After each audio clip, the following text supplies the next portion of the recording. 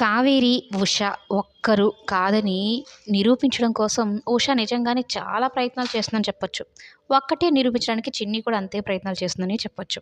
అయితే ఉష దగ్గరికి కావేరితో ఉన్న ఫోటోస్‌ని తీసుకొచ్చి చూపిస్తుంది. చూడు, ఈ ఫోటోస్‌లో ఉన్నది నువ్వే కదా! మా అమ్మని ఇప్పటికైనా ఒప్పుకో అనంటే, ఇలాంటి మార్ఫింగ్ చేసిన ఫోటోలు ఎన్నైనా ఉంటాయి.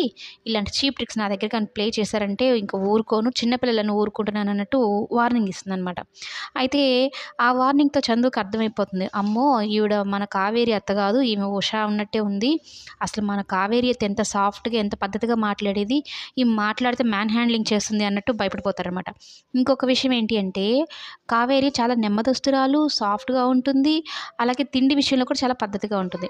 కానీ ఉష మాత్రం బకాసుడికి కజిన్ సిస్టర్‌లాగా తింటుంది అన్నట్టు చందు అనుకుంటాడు.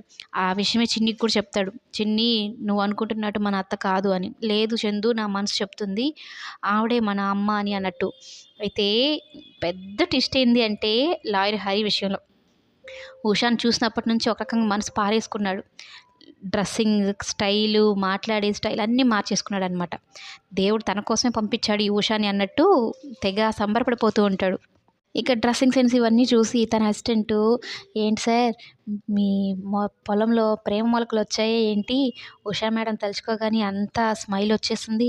ఒకప్పుడు తలుచుకుంటే డల్ అయిపోయేవాళ్ళు. ఇప్పుడు ఉషా అని పేరెత్తగానే చాలా హ్యాపీ అయిపోతున్నారన్నట్టు" మాట్లాడతాడు. ఇక అదే సమయంలో సత్యం ఫోన్ చేసి, "కావేరి గురించి ఏమైనా తెలుసుకున్నావా?" అని అడిగితే, "ఆ కావేరి చనిపోయిందంట నిజంగానే. ఈవిడ ఉష అంట. కావేరికి, ఉషకి సంబంధం లేదంట. నేను చూసుకుంటాను. మీరు ఆలోచించడం మానేసి నేను ఆలోచిస్తాను" అన్నట్టు చెప్తాడనమాట. "అదేంటి హరి అలా మాట్లాడుతున్నావంటే," "అదే ఏవన్నా విషయం తెలిస్తే నేను చెప్తానులే" అన్నట్టు కవర్ చేస్తాడు.